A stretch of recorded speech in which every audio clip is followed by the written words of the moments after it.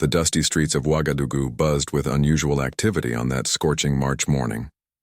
Captain Ibrahim Traoré, Burkina Faso's young military leader, stood at the window of his office, watching the convoy of black SUVs wind through the capital's narrow roads.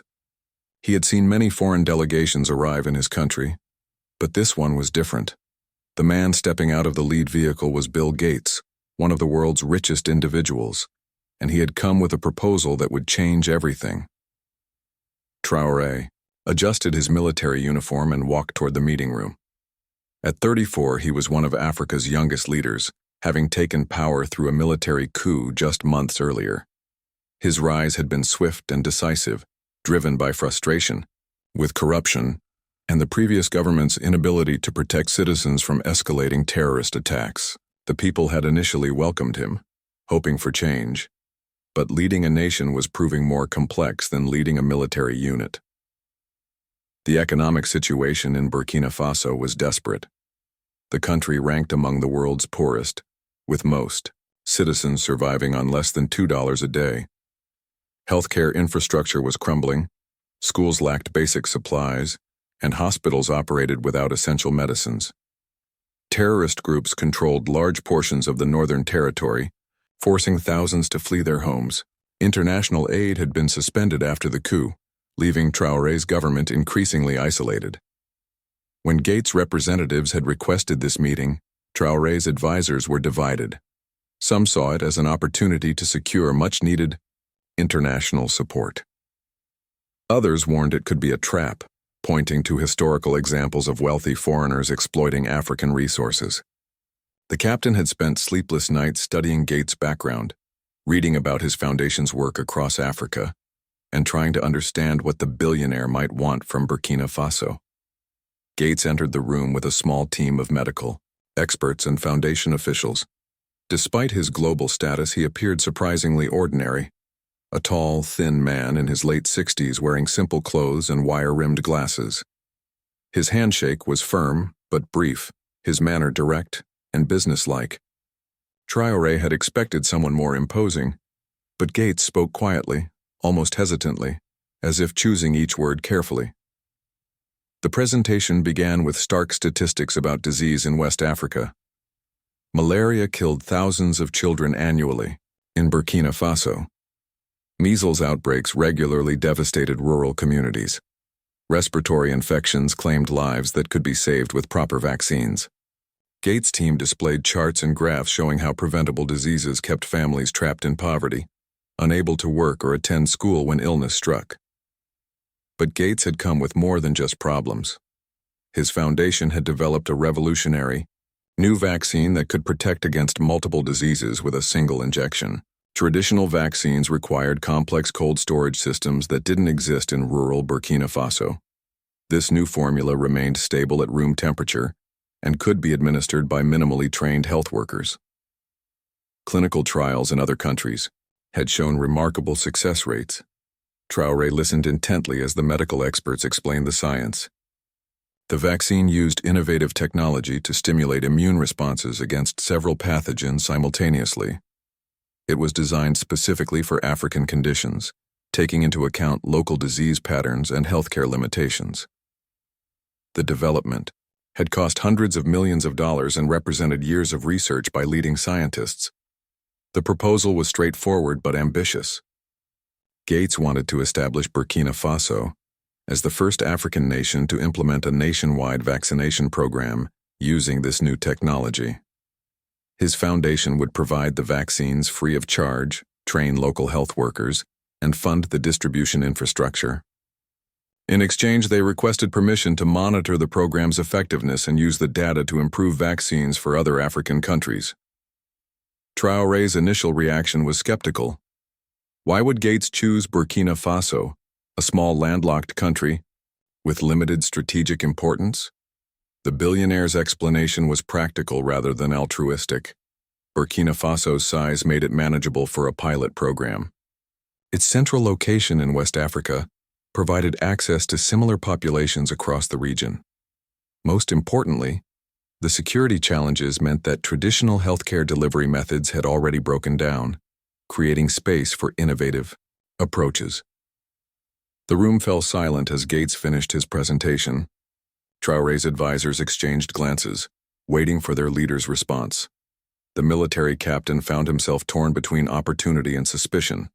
The vaccine program could save thousands of lives and demonstrate his government's commitment to improving citizens' welfare. Success might also help restore international credibility and attract additional investment. However, the risks were substantial. If the program failed or caused harm, Traoré's government would bear responsibility.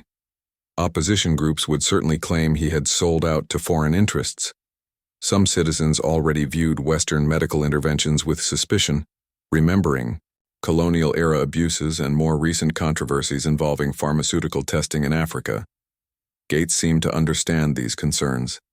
He spoke about the importance of transparency and community involvement. The program would be implemented gradually, starting with willing participants and expanding based on results. Local doctors would oversee all medical activities. An independent monitoring committee, including Burkina Faso officials, would track progress and investigate any adverse events. The billionaire also addressed economic benefits. The vaccine program would create jobs for local health workers and require supplies from regional businesses.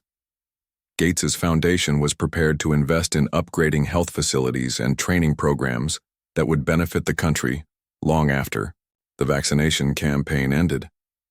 Success could position Burkina Faso as a leader in African healthcare innovation.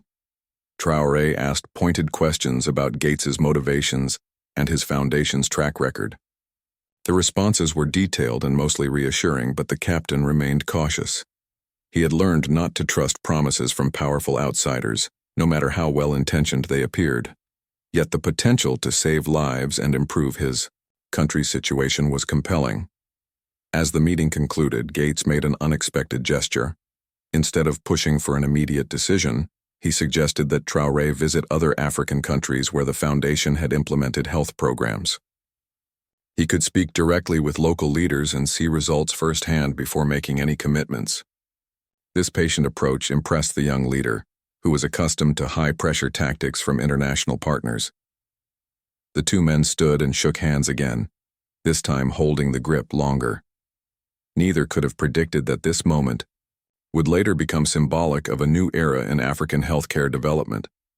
Cameras captured the handshake, but the real significance lay in what it represented: a meeting between old wealth and new leadership, between global resources and local needs, between skepticism and hope. The investigation begins. 3 weeks after the historic meeting, Captain Traoré found himself on a chartered plane heading to Rwanda. Gates had kept his word about arranging visits to see the foundation's work firsthand. The young leader traveled, with a small team of medical advisors and government officials, each carrying notebooks filled with questions and concerns about the proposed vaccine program. Rwanda's capital, Kigali, struck Traoré immediately with its cleanliness and organization. Street vendors operated in orderly rows, traffic moved smoothly, and construction cranes dotted the skyline. This was not the Africa that Western media typically portrayed, and it certainly looked different from Ouagadougou's chaotic streets. President Paul Kagame had transformed Rwanda from the ashes of genocide into one of the continent's most progressive nations. Dr. Agnes Binagwaho, Rwanda's former health minister, met them at the airport. A small woman with graying hair and an infectious smile, she had overseen the country's remarkable health improvements over 2 decades. As they drove through the city, she explained how Rwanda had achieved dramatic reductions in child mortality and infectious disease rates through systematic healthcare reforms. The first stop was a rural health clinic about an hour outside Kigali. The facility was simple but well-maintained, with solar panels providing electricity and a small laboratory for basic testing. Local health workers moved efficiently between examination rooms, treating patients for everything from malaria to diabetes. What impressed Traoré most was the digital system tracking each patient's medical history and vaccination status. A health worker named Jean-Baptiste demonstrated the vaccine program that Gates Foundation had supported in Rwanda. Using a computer, he showed how community health workers identified children needing vaccinations and scheduled follow-up appointments. Cold chain storage systems maintained vaccines at proper temperatures, even during power outages. Most importantly, detailed records tracked every vaccination and monitored for side effects. Traoré spoke with mothers waiting to have their children vaccinated. Through a translator, he learned about their experiences with the program. Most were enthusiastic, describing how their families had avoided diseases that previously claimed neighbors' children. One woman, Marie, had lost 2 babies to measles before the vaccination program began. Her youngest child, now 3 years old, was healthy and strong. However, not everyone was completely satisfied. Some parents complained about having to travel long distances to reach vaccination sites. Others worried about side effects, though serious complications appeared rare. A few expressed suspicion about foreign involvement in their health care, preferring traditional healers to modern medicine. Dr. Binagwaho acknowledged these challenges honestly. She explained how Rwanda had addressed community concerns through education campaigns and by training traditional healers to work alongside modern health workers. Religious leaders had been enlisted to promote vaccination as a moral responsibility to protect children. Most importantly, the program remained voluntary, respecting parents' right to make decisions about their children's health care.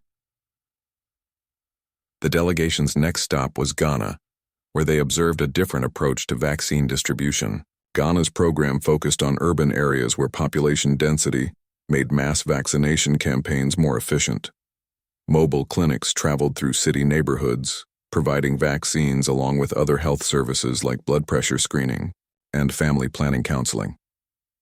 In Accra, Ghana's capital, Traoré met with President Nana Akufo-Addo, who had initially been skeptical about Gates' involvement in his country's healthcare system. The Ghanaian leader shared his concerns about dependency on foreign aid and the importance of maintaining national sovereignty over health policy. However, he had been convinced by the program's transparency and the involvement of local medical professionals in all decisions. The visit to a vaccination site in Accra's Nima district revealed both successes and ongoing challenges. Hundreds of parents waited in long lines with their children, demonstrating strong community acceptance of the program. Nurses worked systematically through the crowds, checking vaccination cards and administering shots with practiced efficiency. Yet problems were evident too. Some families had waited hours in the hot sun only to learn that vaccines had run out. Communication breakdowns meant that some parents arrived on wrong dates or brought children who had already been vaccinated. A few heated arguments erupted between frustrated parents and overwhelmed health workers. Dr. Kwame Amponsa Achiano, Ghana's Director of Public Health, walked Traoré through these challenges. He explained how the program had evolved through trial and error, with constant adjustments based on community feedback and practical experience. The key was maintaining flexibility while ensuring medical safety standards. The most revealing conversation occurred during a private dinner with health officials from both Rwanda and Ghana. Away from formal presentations and media attention, they spoke candidly about their experiences working with Gates's foundation. Their perspectives were nuanced, neither entirely positive nor negative. On the positive side, they praised the foundation's technical expertise and financial resources. Gates's team had provided training that significantly improved their country's healthcare capabilities. The funding had allowed them to upgrade facilities and hire additional health workers. Most importantly, the vaccine programs had demonstrably saved lives and reduced disease burdens. However, they also expressed frustrations. Decision-making processes sometimes favored American experts over local knowledge. Reporting requirements were extensive and time-consuming. Some felt that the foundation's priorities didn't always align with their country's broader health needs. There were concerns about what would happen when Gates's funding eventually ended. Dr. Binagwaho offered particularly valuable insights about managing relationships with powerful international partners. She emphasized the importance of maintaining clear boundaries and ensuring that foreign assistance supported rather than replaced local capacity building. Successful partnerships required mutual respect and genuine collaboration, not just financial transactions. Traoré spent hours reviewing vaccination data and safety reports from both countries. The statistics were impressive, significant reductions in preventable diseases with minimal serious side effects. Independent monitoring by local, universities, and international health organizations had verified these results. The scientific evidence strongly supported the vaccine program's effectiveness and safety. However, the Burkina Faso leader also noticed important differences between Rwanda, Ghana, and his own country. Both nations had more stable political situations and better developed healthcare infrastructure. Their populations had higher literacy rates and greater familiarity with modern medical practices. Security concerns, while present, didn't dominate daily life as they did in Burkina Faso. The final meeting was with Gates himself, who had flown to Accra to hear Traoré's initial impressions. The billionaire listened carefully as the young leader described what he had observed. Gates asked probing questions about Burkina Faso's specific challenges and how the program might need to be adapted for local conditions. Traoré was impressed by Gates' willingness to acknowledge limitations and uncertainties. The billionaire admitted that some aspects of previous programs had worked better than others. He emphasized that any program in Burkina Faso would be designed specifically for the country's unique circumstances, not simply copied from other locations. As their conversation continued, Traoré found himself warming to Gates personally. The billionaire spoke passionately about reducing childhood mortality and seemed genuinely committed to improving lives rather than advancing hidden agendas. However, the captain remained cautious, knowing that good intentions didn't guarantee successful outcomes. The investigation phase was revealing both encouraging possibilities and serious concerns. The vaccine technology appeared sound, and the implementation strategies had proven effective elsewhere. Yet Burkina Faso faced challenges that might require entirely new approaches. Most importantly, Traoré was beginning to understand that accepting Gates's proposal would mean entering a complex partnership with significant risks and potential rewards. The decision and its consequences back in Ouagadougou, Captain Traoré faced the most difficult decision of his leadership. The conference room in the presidential palace was packed with advisors, each offering conflicting opinions about Gates's vaccine proposal. Outside, protesters had gathered for 3 consecutive days, some supporting the program as a path to better health, others denouncing it as foreign interference in Burkina Faso affairs. Dr. Fatima Ouedraogo, the country's leading pediatrician, presented alarming statistics about child mortality in rural areas. Just last month, a measles outbreak in the northern provinces had killed 43 children under 5 years old. Many of these deaths could have been prevented with proper vaccination. She argued passionately that refusing Gates's offer would mean accepting responsibility for future preventable deaths. However, Professor Moussa Kabore from the University of Ouagadougou raised serious concerns about national sovereignty. He had studied the history of medical interventions in Africa, from colonial-era experiments to more recent controversies involving international pharmaceutical companies. His research showed how external health programs sometimes served foreign interests more than local needs. The Religious Leaders' Council had also weighed in, though they were divided among themselves. Imam Abdullah Sawadogo supported the vaccination program as consistent with Islamic teachings about protecting life and health. However, Pastor Emmanuel Zongo worried about the moral implications of accepting help from someone whose wealth came from technology companies rather than traditional philanthropy. Traditional healers presented their own perspective through their spokesman, Tinga Naba Seydu. They didn't oppose modern medicine but wanted assurance that traditional healing practices would be respected and incorporated into any health program. Many rural communities trusted traditional healers more than government health workers, making their cooperation essential for program success. The military leadership was primarily concerned with security implications. Colonel Marie Traoré, one of the few female officers in senior positions, pointed out that improved health care could reduce social tensions and strengthen public support for the government. Healthy populations were also more productive economically and better able to resist terrorist recruitment.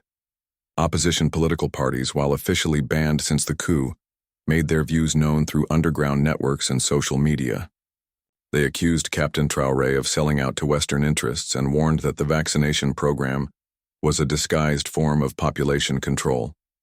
These claims spread rapidly through WhatsApp groups and local radio stations. International reactions were equally complex.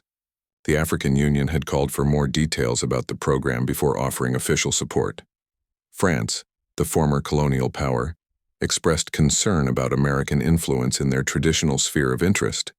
Nigeria and other West African neighbors wanted assurance that any program in Burkina Faso wouldn't create unfair advantages or disadvantages for their own healthcare systems.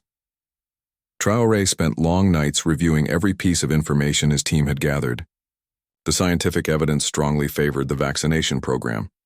Countries that had implemented similar initiatives had seen dramatic improvements in child health outcomes. The financial benefits were substantial, potentially saving millions of dollars in treatment costs while improving economic productivity. Yet the political risks were undeniable. Previous African leaders who had made controversial deals with foreign partners had faced coups, popular uprisings, or international isolation. Traoré's own rise to power had been partly motivated by anger at the previous government's dependence on external support. How could he justify making his own deal with foreign interests? The breakthrough came during a visit to Gorcy, a small town in northern Burkina Faso, affected by terrorist activity. Traoré had gone there to assess security conditions but found himself in the local hospital, which was overwhelmed with sick children. The single doctor, Dr. Abdou Salam, had been working 18-hour days trying to treat patients with limited supplies and no reliable electricity. A 5-year-old girl named Aisha was dying from complications of measles. Her parents had walked 30 kilometers through dangerous territory to reach the hospital, only to be told that little could be done.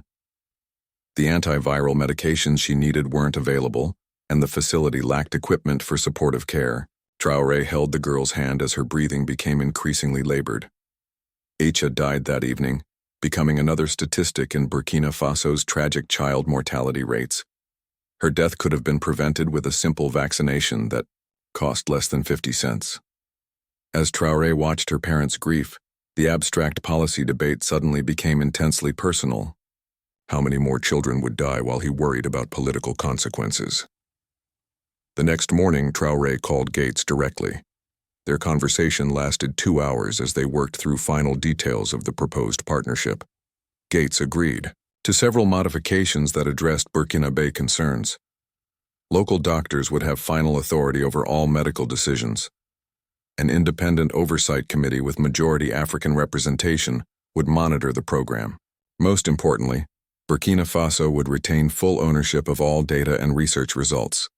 The announcement was carefully orchestrated to maximize public support.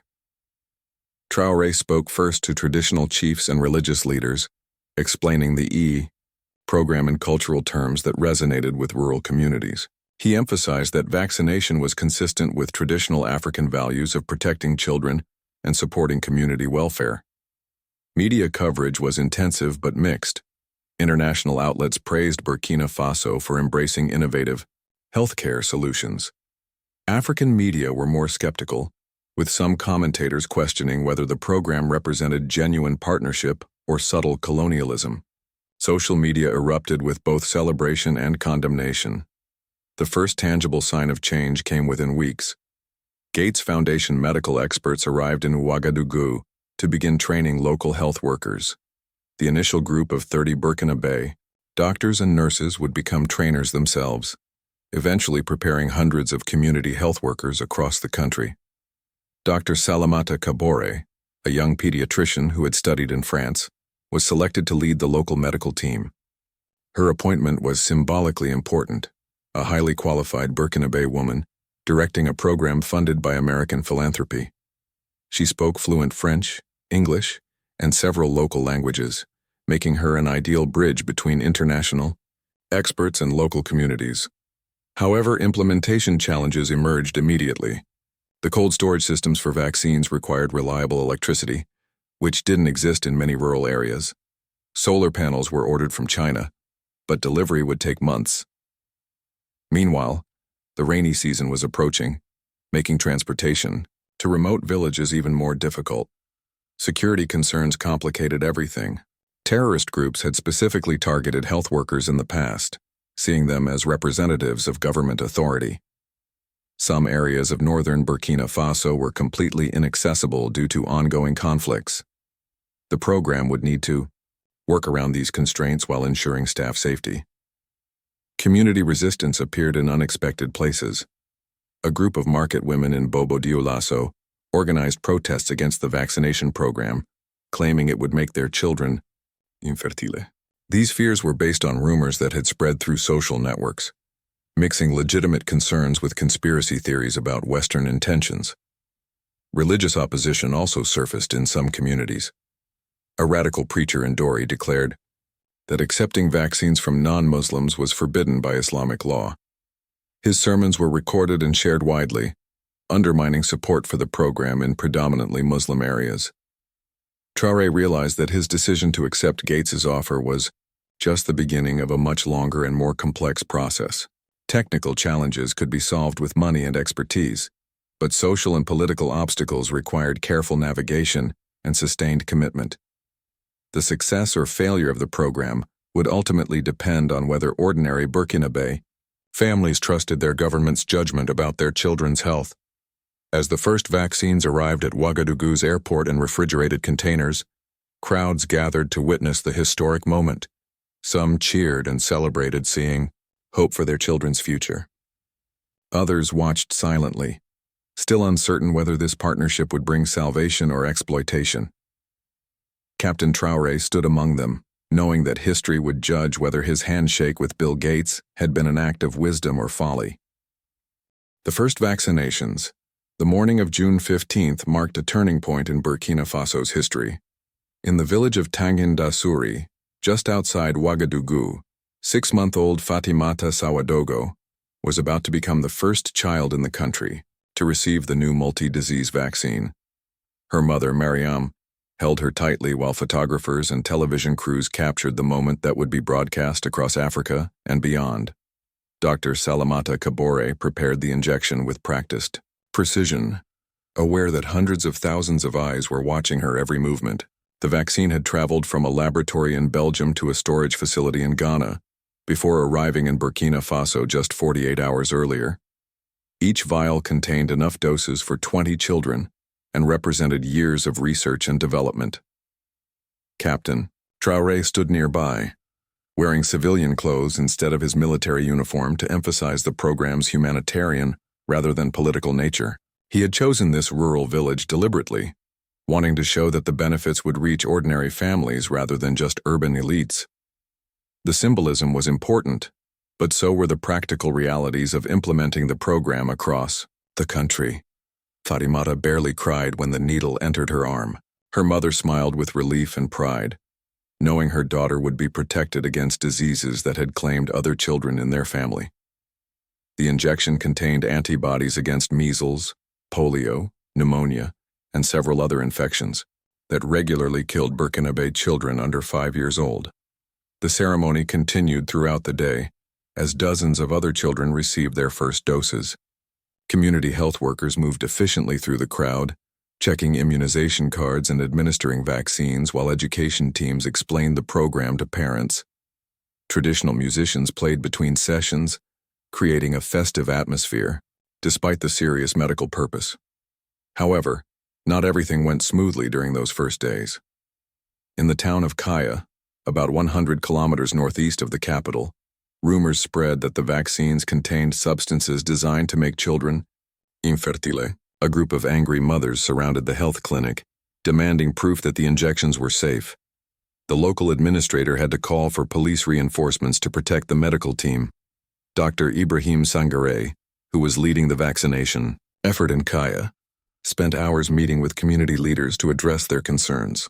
He showed them documentation from clinical trials and invited local doctors to examine the vaccine vials under microscopes. Gradually, most fears were calmed through patient explanation and demonstration. The most challenging situation developed in Djibo, near the border with Mali, where terrorist activity had increased in recent months. Armed groups had issued warnings against cooperation with government health programs, threatening violence against anyone who participated. Many families wanted to have their children vaccinated, but were afraid of retaliation. Local officials developed a creative solution. Rather than establishing fixed vaccination sites that could become targets, they organized mobile clinics that moved unpredictably through the region. Parents were notified through informal networks about when and where vaccines would be available. The approach was less efficient, but provided better security for both families and health workers. Religious objections also created complications in some areas. In the city of Bobo Dioulasso, Imam Umaru Diallo initially refused to allow vaccination campaigns in his mosque's neighborhood. He had heard reports from Nigeria about religious leaders who opposed immunization programs, and he worried about setting a precedent that might undermine Islamic authority.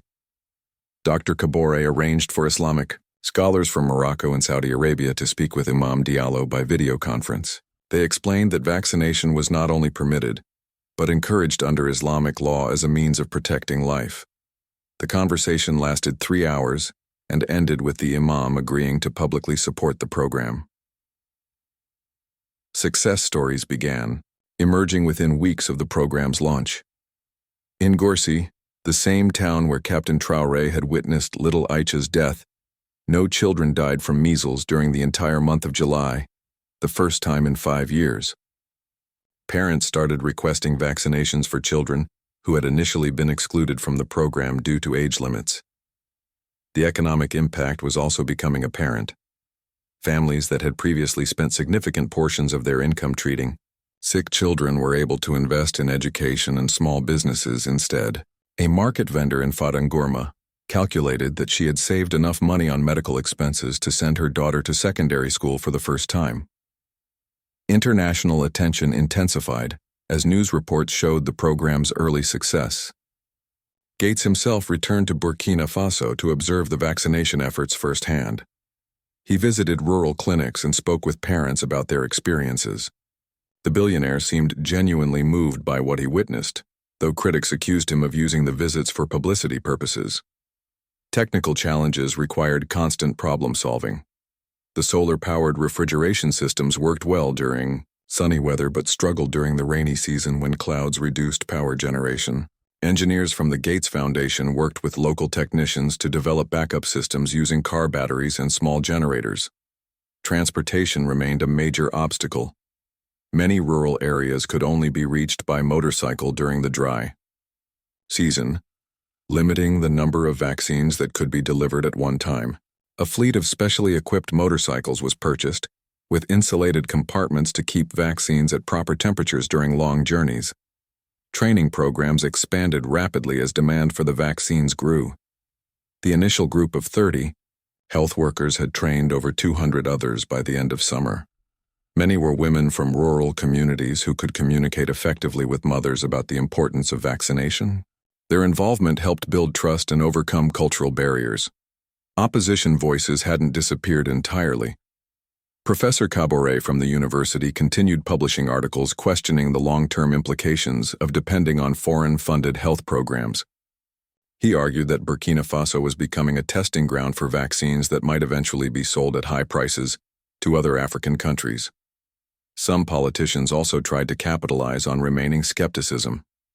Former Minister Jacques Ouedraogo, who had fled to Ivory Coast after the coup, gave interviews claiming that Traoré had accepted bribes from Gates in exchange for allowing medical experiments on Burkinabe children. These accusations spread through social media despite having no factual basis. The most serious challenge came from an unexpected source. 3 children in the Ouagadougou suburb of Sissin developed high fevers within days of receiving vaccinations. While medical examinations showed their illnesses were unrelated to the vaccines, news of their conditions spread rapidly through local networks. Dr. Kabore immediately ordered a comprehensive investigation involving local doctors, Gates Foundation, experts, and representatives from the World Health Organization. Every batch of vaccines was tested, and detailed medical records were reviewed. The investigation concluded that the children had contracted malaria, which was common in the area during rainy season. However, the incident demonstrated how quickly trust could erode despite scientific evidence. Some parents canceled vaccination, appointments for their children, worried about potential side effects. Health workers found themselves spending more time addressing fears than administering vaccines. Captain Traoré decided to address the situation directly. He appeared on national television to explain the investigation's findings and reaffirm his commitment to child safety. More importantly, he announced that his own young nephew would receive the vaccine on live television, demonstrating his personal confidence in the program. The nephew, 3-year-old Moussa Traoré, received his injection without incident, creating a powerful image of family trust that resonated with many parents. Within days, vaccination appointments were booked solid again as public confidence returned. By the end of the 3rd month, over 50,000 children had received their first doses of the new vaccine. Preliminary health data showed significant reductions in hospital admissions for preventable diseases. More importantly, stories were emerging of children who had been exposed to infections but remained healthy due to their vaccinations. The program was exceeding expectations, but everyone involved knew this was just the beginning. The real test would come during the next disease season when vaccinated children would face their first major challenges from the infections they had been immunized against. Success would be measured not in ceremonies and media coverage, but in lives saved and families kept healthy. Unexpected challenges and revelations. October, 6 months after the vaccination program began, Captain Traoré thought the worst obstacles had been overcome.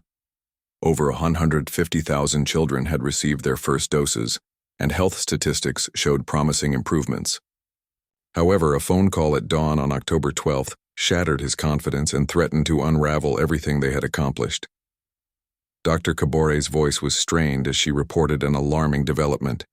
7 children in the remote village of Seba had developed severe allergic reactions after receiving vaccines from a particular batch. 3 were hospitalized in critical condition, and 1 had died during the night. The local population was in panic, and word was spreading rapidly through social networks. Traoré immediately ordered a complete halt to all vaccinations until the situation could be investigated. Emergency medical teams raced to Seba while laboratory specialists began testing every remaining vial from the suspected batch. The Gates Foundation dispatched its top experts from Seattle, but they wouldn't arrive for another 18 hours. The news broke on international media within hours, with headlines questioning the safety of experimental vaccines in Africa. Opposition groups that had remained quiet during the program's successful launch suddenly found their voices again. Protest rallies were organized in major cities, demanding Traoré's resignation and the immediate end of all cooperation with foreign medical organizations. In Seba, the situation was chaotic. Hundreds of frightened parents surrounded the small clinic, some demanding treatment for their children, others accusing health workers of poisoning their community.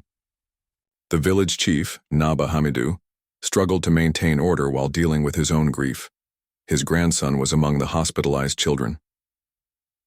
Dr. Adama Ouedraogo, who had administered the vaccines in Seba, was devastated by the turn of events. He had followed every protocol precisely, maintaining proper storage temperatures and checking each vial for signs of contamination before use. The affected children had shown no unusual symptoms immediately after vaccination, with reactions developing only 12 to 24 hours later. Initial laboratory results revealed that the problematic batch had been contaminated during transportation from the central storage facility in Ouagadougou to the rural distribution point. A broken seal on the transport container had allowed bacteria to enter, turning what should have been life-saving medicine into a dangerous infection risk. The discovery raised serious questions about the program's logistics and quality control systems. How had the contamination gone undetected?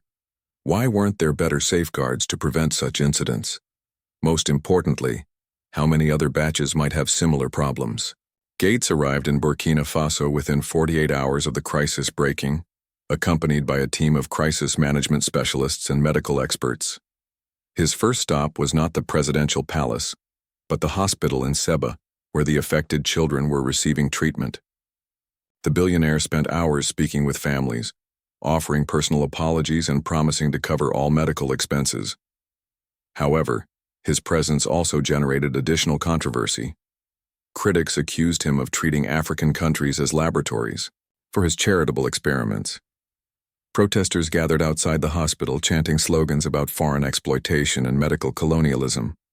Security forces struggled to maintain order while allowing legitimate medical activities to continue. The investigation revealed a complex chain of failures that had led to the contamination.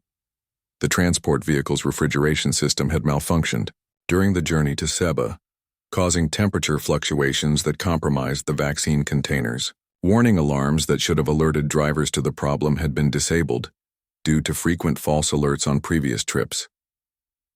More troubling was the discovery that routine quality checks had been skipped due to pressure to meet vaccination targets. Health workers in remote areas were overwhelmed with demand and had begun cutting corners on safety protocols. Several other batches showed signs of deterioration, though none as severe as the Seba incident. Captain Traoré faced the most difficult decision of his leadership. Continuing the vaccination program risked additional safety incidents that could cause more harm than the diseases being prevented. However, stopping the program would mean returning to the previous situation where hundreds of children died annually from preventable illnesses. The opposition seized on his dilemma, organizing nationwide demonstrations demanding the program's immediate termination. Former President Roch Marc Christian Kabore, speaking from exile, called for international sanctions against any foreign organization conducting medical experiments in Burkina Faso. His statements were amplified by media outlets in France and other Western countries. Religious and traditional leaders were also divided. Some maintained their support for vaccination while demanding better safety measures. Others completely reversed their positions, arguing that the Seba incident proved that foreign medicine was incompatible with African bodies and traditions. The child who died in Seba was buried on October 15th in a ceremony that drew hundreds of mourners and media representatives from across